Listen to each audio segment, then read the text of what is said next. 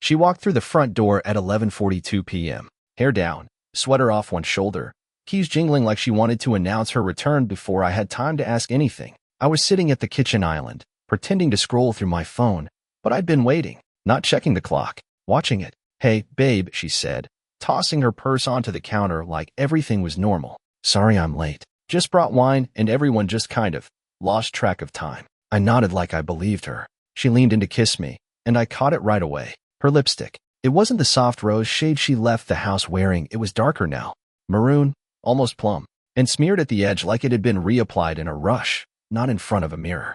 I pulled back slightly, and she looked at me with those eyes, those two casual eyes. "You okay?"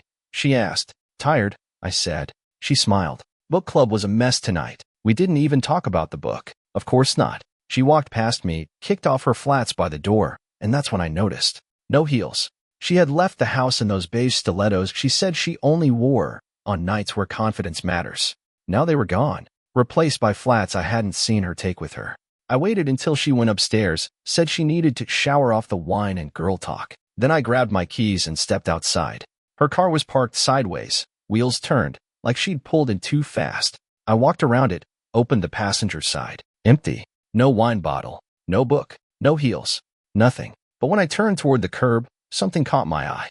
A truck. Not just any truck. A black Ford F-150 with a dent on the rear bumper and a decal of a bass fish near the taillight. I knew that truck. I'd helped the guy who owned it move just 2 months ago. Lifted his damn toolbox into that bed myself. Matt, my so-called friend. The guy who always said, "Man, you're lucky to have a wife like her," whenever we grabbed beers.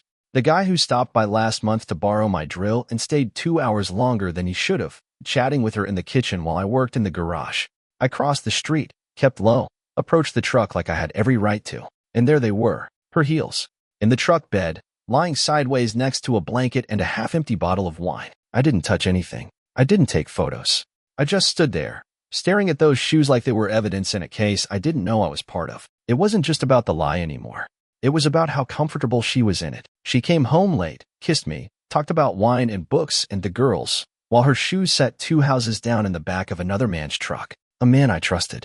A man I let into my home. I walked back to the house slowly, opened the front door without a sound. I heard the shower running upstairs, her hum echoing faintly off the tile. The same hum she used when she cooked dinner, folded laundry, leaned over to whisper, "I love you," during quiet nights. I sat down at the kitchen island again. Same spot. Same posture, but everything else had changed. She thought I didn't notice. She thought I'd never look. But now? Now I wasn't guessing anymore. And when people lie this well, you don't confront them. You watch them. Because sooner or later, they always slip. The next morning, she made pancakes. Not frozen ones either, scratch pancakes. The kind she only ever made on birthdays or when something was wrong and she wanted to smooth it over before I noticed. She was smiling too much, humming under her breath again, acting like last night didn't happen. But it did. Her shoes were still missing, and I hadn't said a word. "Want coffee?" she asked, flipping one onto my plate. "Sure," I replied, keeping my voice flat. She poured it, light on the sugar, just the way I liked it, like always. She sat across from me, chin in her hands, looking at me like we were still in some honeymoon version of our life that ended months ago. "You slept okay?" she asked. "Yeah. You?" She nodded. "Except for the wine headache. Jess always goes heavy with the pour." I didn't blink. "You left in heels." Her fork froze halfway to her mouth. "What? Last night? You left in heels. Came home in flats." She laughed too fast. "Oh, right? Yeah. I brought flats in my purse. My feet were killing me. You know how those heels are. You didn't take a purse." That pause, less than 2 seconds, but it was everything. I grabbed it on the way out. Must have left it in the car. I stared at her. "You sure about that?" She leaned back. "Why are you grilling me, Cole?" "I went to book club. That's it." I gave a tight smile. "Right. Book club." She pushed back from the table and stood up. "Okay. What's going on? You've got a tone, and I don't like it." "You want to talk about tones, Danny?" I said, keeping my voice low. "Let's talk about the base decal on Matt's truck. Let's talk about the blanket and the wine bottle in the bed. Let's talk about your shoes sitting right there like they were thrown off in a hurry." Her mouth opened, but no words came out. "Yeah," I said. "I took a walk last night. Saw everything." She swallowed hard. "Cole, it's not what it looks like." "Then tell me what it is." She hesitated again, not because she didn't have an answer, but because she was trying to find one I might believe. "We talked. That's it. Matt and I talked. I didn't want to be around the girls. I needed space." In his truck bed? I didn't plan it. Was this the first time? Her silence said everything. I stood up, chair scraping behind me. You lied to my face. You came home and kissed me with his name still in your head. Tears welled up in her eyes. I didn't mean for it to go this far. I nodded. They never do. She reached for my hand. I didn't move. Cole, she whispered, I don't love him. But you trusted him with a part of you that used to be mine. The silence that followed was louder than any scream. I walked to the front door, grabbed my jacket. Where are you going? She asked, voice cracking. To think, to breathe, to figure out if the woman I married is still in there somewhere, or if she walked out of that truck without looking back. Then I left her in that kitchen, alone with her pancakes and her guilt. And for the first time since this started, I didn't feel powerless. I felt clear. Because now I wasn't just reacting. I was planning. I didn't go far. Just drove a few blocks down to the old gravel lot by the lake. The same spot we used to park back when things were simpler.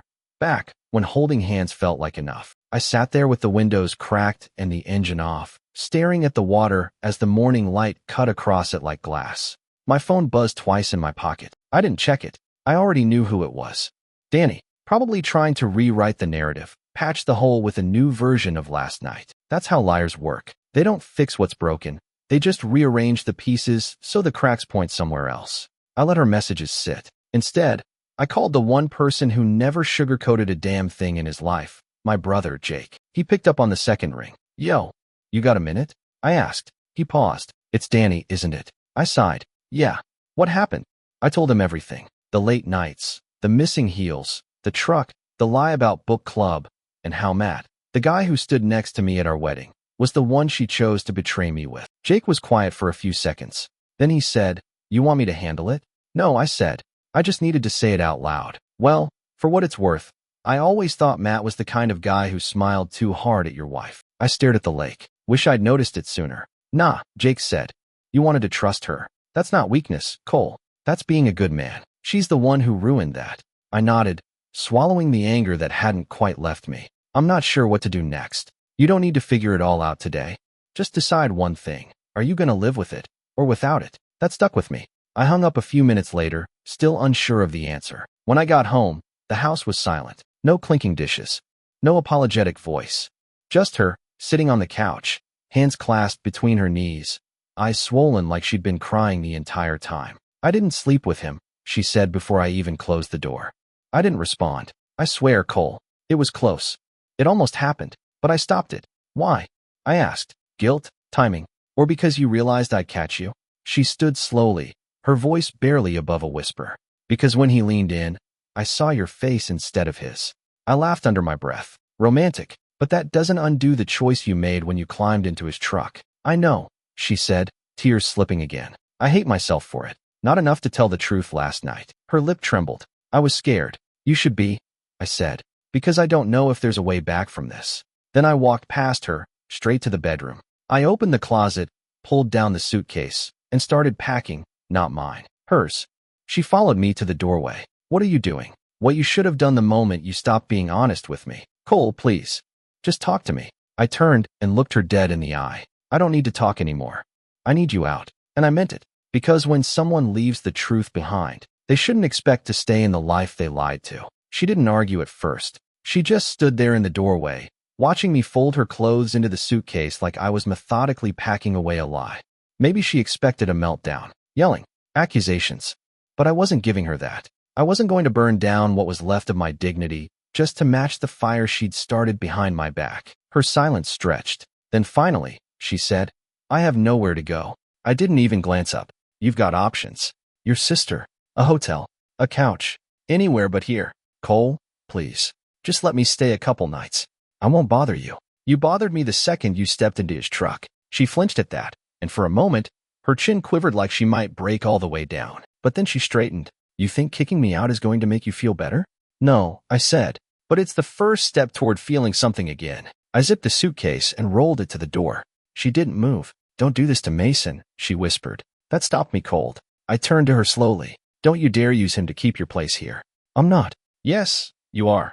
You didn't think about Mason when you were with Matt. You didn't think about the kind of example you were setting when you lied to my face. So don't stand there now and act like you're the mother of the year. Her face twisted. Guilt, shame, anger. It was all in there, mixing like oil and fire. Fine, she said finally. But I want to be the one to tell him. You'll get your chance, I said. But not while you're living here like nothing happened. She left that night, didn't slam the door, didn't say goodbye.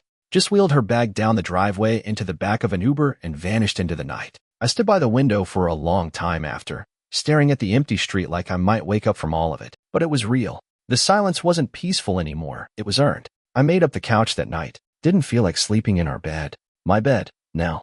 I stared at the ceiling, mind racing, heart somewhere between broken and numb. The next morning, I made Mason's breakfast early. Kept the routine the same. He was 7. Innocent. Deserved better than whispers and tension. But kids know.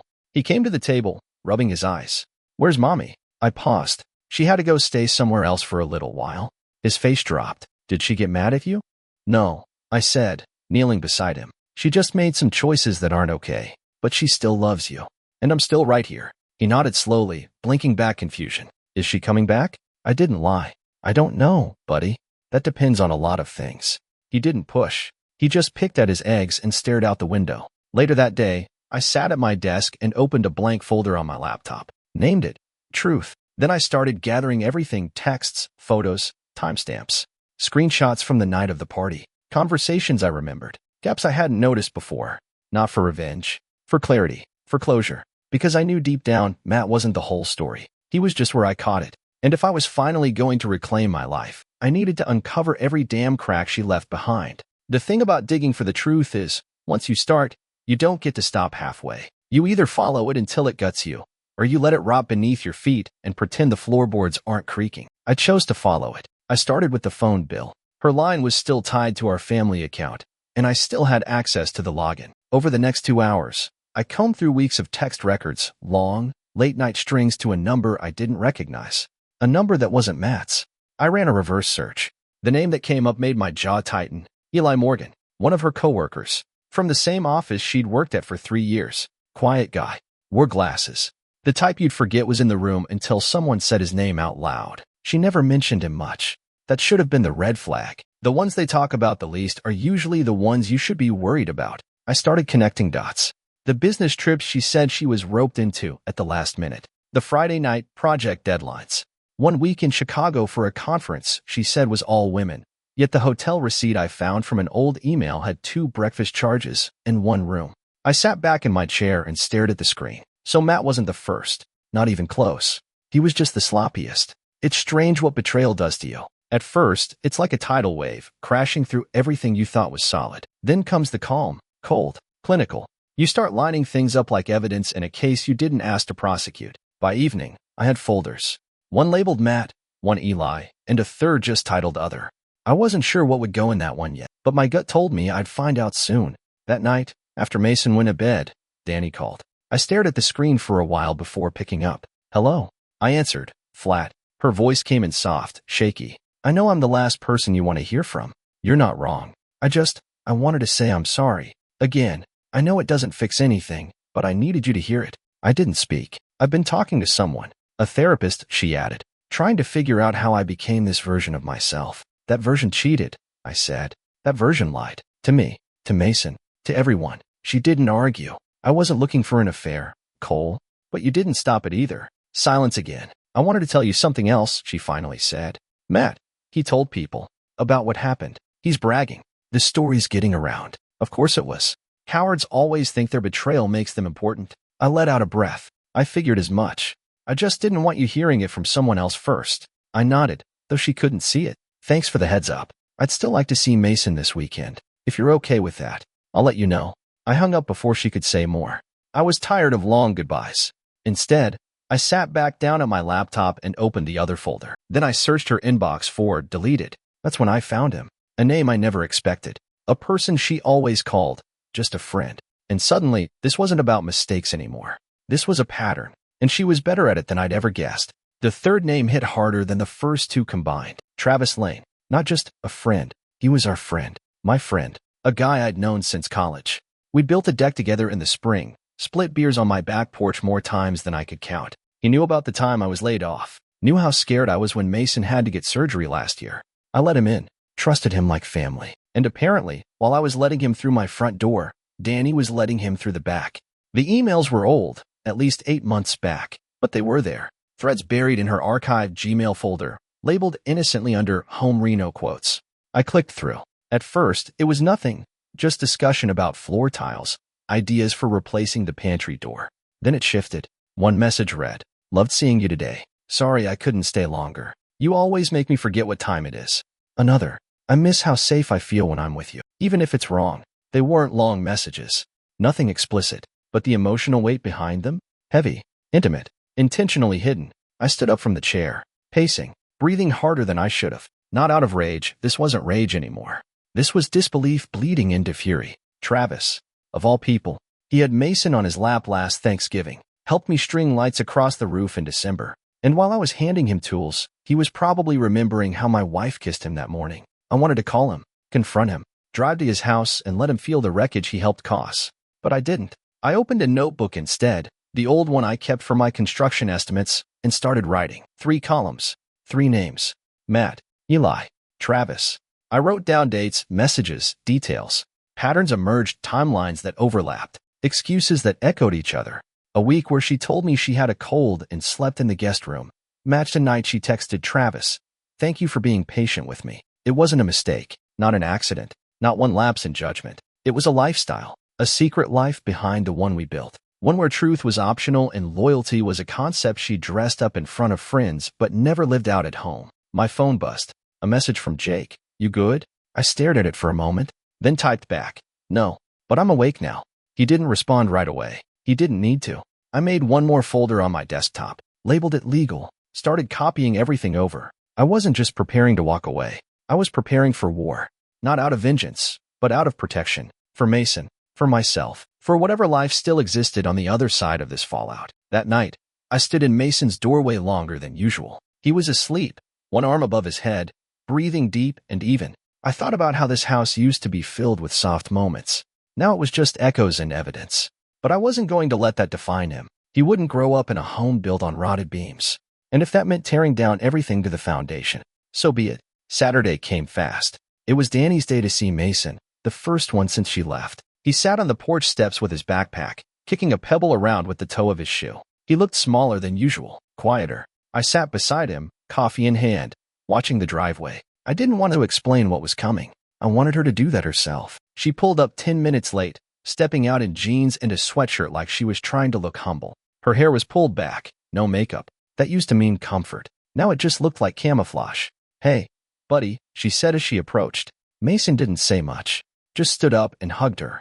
I could see the hesitation in his body, though, the stiffness. Even he was unsure now. She looked at me. "Can we talk?" "Not in front of him," I said. "I meant alone. After I drop him back off." I nodded once.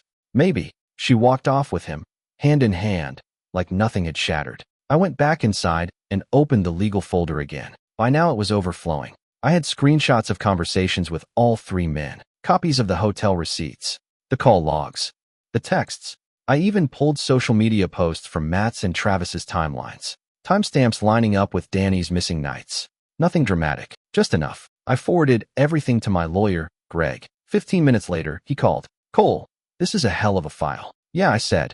"And it's all real. Custody won't be a fight," he continued. "Judges see this kind of pattern and call it what it is. Instability. You're clean. She's not. I'll draw up the petition this weekend." "Good. But I want to ask, are you going to tell her?" "Tell her what?" "That you've collected all this. That the court date is coming." "No," I said. "I want her to think we're talking, not building." He paused. "You sure you want to play it that way?" "I don't want a war," I told him. "I want the truth to hit the courtroom like a bomb. No defense. No spin." "Then keep doing what you're doing," Greg said. "And keep her out of the loop." When Danny brought Mason back, he looked happier. Maybe it was the ice cream cup in his hand, or maybe just the calm after a long week. I sent him inside to wash up. She stayed on the porch. "Can I come in?" she asked. "No," I said. She blinked. "You're serious?" "I'm not letting the person who burned this house down pretend it's still hers." She stepped back like I'd slapped her. "Then at least hear me out." I folded my arms. "Go ahead." "I've been seeing a therapist," she started. "She's helping me understand why I did all this. The validation. The emptiness. I'm not making excuses, Cole, but I didn't cheat on you because you failed me. I cheated because I didn't know who I was without attention. I didn't speak. I wanted to see where she'd take it. And I know that's disgusting," she added, "but I needed you to hear it." I looked her dead in the eyes. "You cheated because you were selfish." You hurt me, but worse, you jeopardized Mason's security. This wasn't a one-night mistake. It was a lifestyle. 3 men, Danny. 3. Her face fell. You know about Travis. And Eli. She started to cry then. Not the quiet, self-contained kind, but full-on guilt tears. The kind that pour out after the mask finally crumbles. I was broken, she whispered. No, I said. You were reckless. Don't confuse the two. She wiped her face, nodded slowly. I want to do better, she said. Even if I've lost you. You didn't just lose me, I said. You lost us. And you're about to lose more. She looked up, confused, but I didn't clarify, because court was coming, and she'd learn the hard way what real consequences feel like. The court date was set for the following Friday. Greg filed the custody motion with all attachments, labeled, time-stamped, and sorted into a narrative even a blind judge couldn't miss. Everything was airtight, no exaggeration, no character assassination, just truth, cold and organized. I kept Mason out of it. The fewer ripples in his day-to-day life, the better. He still didn't know the court was involved, didn't know I was planning to make this split permanent. All he knew was that Mom stayed elsewhere now, and Dad made breakfast every morning. I took off work the entire week. I told my boss I had to deal with family issues. He didn't ask questions, just nodded and told me to handle what mattered. On Wednesday morning, Danny showed up unannounced. No makeup, hoodie, hair wet like she'd just showered. She stood on the porch holding a folder in her hands like it might protect her. I need to talk to you. I didn't let her in. We stood outside while Mason watched cartoons in the living room. What is it? I asked. I know something's coming, she said. You've been too quiet. I'm not stupid. I raised an eyebrow. Could have fooled me. She ignored the jab. I just want to say, I'm not going to fight you. I tilted my head. What exactly aren't you fighting? The custody. If you want Mason full-time, I'm not going to challenge it. I know what I did, and I know he needs stability. I didn't expect that. She held out the folder. This is from my therapist. A progress summary. I don't know if it matters, but it's real. I'm trying. I didn't reach for it. I'll give it to the court myself, she added. We stood there a moment. Birds chirped somewhere across the street. A dog barked 2 doors down. It felt like the whole world was just moving on. You could have saved all of us this mess, I said quietly. You could have just said you weren't happy. Her eyes welled up. I thought I had to stay happy. I thought marriage meant pretending when the real stuff got hard. No, I said. Marriage means showing up anyway. You stopped showing up a long time ago. She nodded. I know. She turned to leave, but then paused. Will you tell him? She asked. Mason. She nodded. Will you tell him what I did? I took a long breath. I'll tell him the truth. Not to punish you. Not to make him choose. But because he deserves to know why the house he grew up in got so quiet. She didn't argue. Just walked back to her car with her folder still pressed against her chest like it might hold her together for one more day. That night, I sat on the edge of Mason's bed while he slept. The software of his white noise machine filled the room. His hand dangled off the edge of the blanket, fingers twitching in a dream I'd never get to see. I realized something then. This whole process, this battle for truth, for custody, for peace, wasn't just about betrayal. It wasn't even about revenge anymore. It was about protection. I wasn't trying to punish Danny. I was trying to protect him. And if the court needed one last push to see that, I was ready to give it to them. Because love doesn't just hold on when things are easy. It lets go when staying means sacrificing the one thing that matters most. The courthouse smelled like old paper and tired decisions. Greg and I arrived 15 minutes early. We didn't talk much on the way in, didn't need to. Everything had been said, everything filed, organized, and locked. We were walking into a conclusion, not a battle. Danny was already inside. She sat at the far end of the hall in a navy blue dress and flats, her hands folded in her lap like a student waiting for a parent-teacher conference. No lawyer, just the folder from her therapist sitting beside her like a peace offering. She looked up when I walked past, but didn't say anything. Inside the hearing room, it was quiet. Just the judge, a clerk, Greg, me, Danny, and a court reporter tapping away like she was transcribing a funeral. Greg went first. He laid out the evidence without drama. No character slander. No theatrics. Just emails, texts, screenshots, and timelines. 3 separate affairs. 1 child. 1 parent holding the house together while the other unraveled it behind his back. He handed over the folders, including one labeled Emotional Harm Risk, backed by expert opinion. The judge flipped through the materials, expression unreadable. Then Danny stood. She didn't argue, didn't deny a thing. I accept the petition, she said. I'm not fighting custody. I just want visitation, supervised if necessary. And I want to keep seeing Mason. I've started therapy. I've made mistakes, but I'm not abandoning my son. The judge nodded, asked a few clarifying questions, then recessed for a brief break. Back in the hallway, Danny approached. Thank you, she said softly, for not turning this into a war. I didn't need a war, I replied. The truth handled it for me. She swallowed hard. He still loves you, you know, even after all this. I'm not doing this to make him love me more, I said. I'm doing it so he doesn't grow up wondering why love hurts. That hit her. She looked down, blinked hard, and said nothing else. We were called back in. The judge returned with her ruling, full physical and legal custody to me. Danny would be granted visitation twice monthly, supervised for the first 90 days. Reviews to follow. She'd be required to complete 6 months of therapy with written progress updates submitted to the court. It was done. I didn't smile. I didn't pump a fist or hug Greg. I just nodded. Later, outside the courthouse, Greg shook my hand. You handled it like a man. I'm not sure what that means anymore, I admitted. He grinned. It means you didn't let her destroy you. I watched Danny walk to her car alone. Her head was low, her steps slower than when she arrived. This wasn't punishment. This was consequence. And for the first time in a long time, I didn't feel like the victim anymore. I felt like the father Mason needed. That night, I told Mason the truth, our version, the age-appropriate one. Mom and I are going to live separately for a while, I said, sitting beside him on the couch. You'll still see her, but you'll stay here with me. Is she mad? He asked. No, I said. She just made some choices that weren't okay, but she's working on getting better. He nodded slowly. Okay. Then he leaned against me. I'm glad I'm staying with you. And just like that, it wasn't a courtroom win anymore. It was his trust. Earned, protected, kept. The mornings feel different now. They're slower, quieter. Not the kind of silence that used to crawl under my skin, but the kind that fills a home with clarity. Mason wakes up before the alarm most days, rubbing sleep from his eyes and shuffling into the kitchen to find me at the stove. We make breakfast together, eggs, toast, sometimes pancakes if he's in the mood. We talk about school, superheroes, and what he wants to be when he grows up. He's gone from drawing pictures of 4 stick figures down to 2, just me and him, but he doesn't ask why anymore. He's adapted. Kids always do, but he's adapted with grace I wish I'd had from the start. Danny still comes for her visitation every other weekend. She's never late, never makes excuses. She doesn't linger at drop-off, and she doesn't cry in front of Mason. I'll give her that. She's trying, but it's not for me anymore. It's for him. And that's how it should have always been. We haven't spoken beyond logistics since the hearing. She sends updates from therapy, progress notes, scheduled check-ins for court. It's procedural, formal. I don't open them all right away. Sometimes I let them sit in the inbox, unopened, until I'm in the right headspace. Because that chapter of my life, the one with her at the center, is over. I didn't just survive what she did. I outgrew it. The bitterness that used to grip my throat is gone now. I don't replay the night she came home from book club or the sight of her heels in the back of Matt's truck. I don't let those moments own me anymore.